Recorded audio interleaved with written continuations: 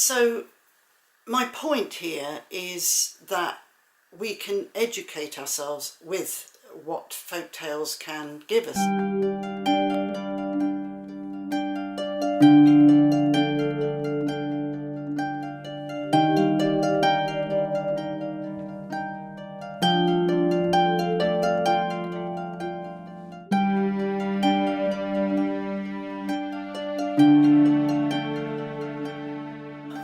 Yeah, I'd like to talk a little bit, briefly, about narcissism and folklore, or narcissism and folk tales. Today we tend to talk a lot about narcissism because we happen to meet it a lot. We live in a me society, we live in a selfie society, and a lot of us are often coming up against manipulative people. We develop toxic relationships which we find difficult to wheedle our way out of. We meet bullies in the workplace or even in the family. There's a very strong manipulative element that is coming through our society today. And when we say narcissism within folklore or the folk tale, we are actually seeing that it has been around for a very, very, very long time. You only have to look at the wolf in the tale Red Riding Hood to see how manipulative someone can be.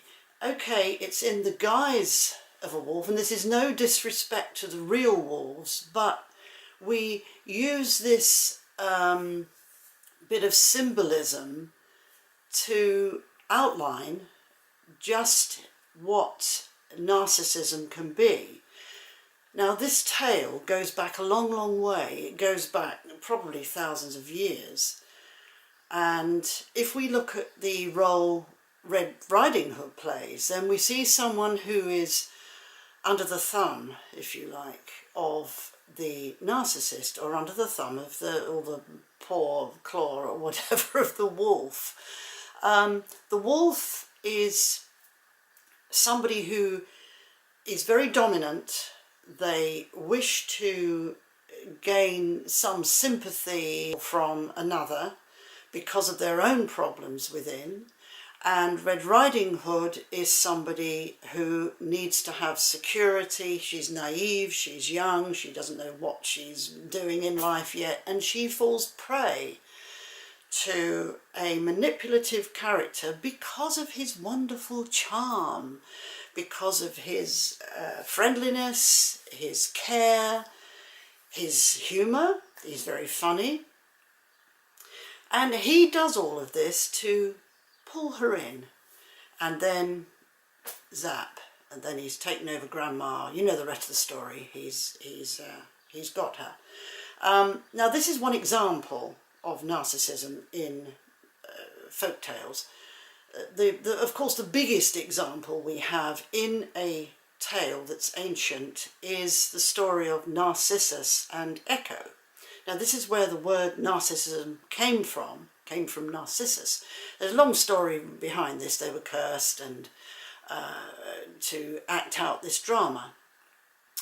Now, if we think about the way that is and how old that is, and some of you may know of this story, we can see how narcissism has actually grown up through the generations, through the centuries, and it's just so unfortunate that it is so rife today. But, and there's a big but, I'm always saying there's big buts, we can look at folk tales and identify with some of the characters.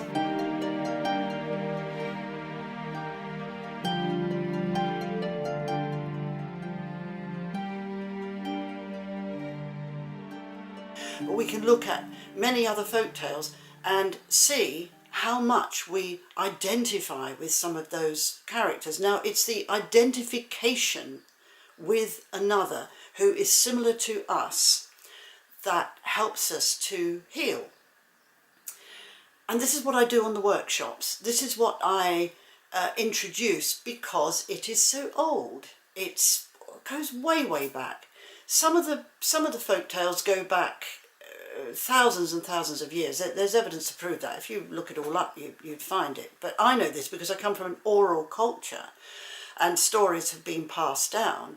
And the story of Anna and Ben, you may have read about this in my books. Anna is a woodland queen, and she gets sucked in by the narcissistic Ben, who's a frog.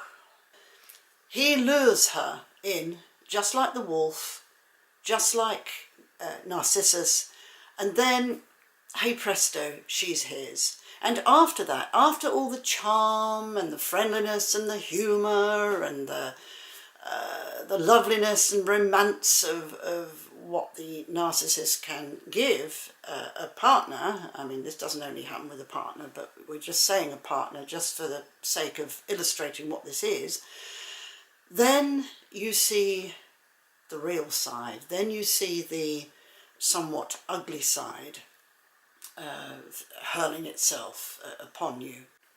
And Beng, Narcissus and the wolf, they are in this role.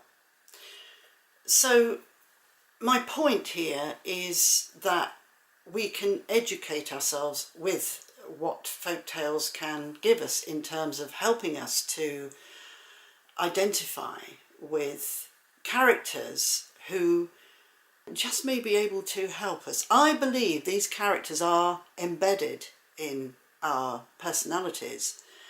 I've seen this particularly with certain aspects of family life. So let's look at folk tales. Let's look at the extraordinary characters that the ancient people knew about. They obviously knew about it long before we did, in modern times that is. And I really think we owe it to ourselves to start looking in depth at this and seeing what the ancient world has actually passed down to us. There was no history then, there was only a story, his story, a story. History is all about stories. But these are stories that are worth something because they actually teach us how to live, how to manage life, how to relate to the earth and the rest of the world, how to relate to the other world.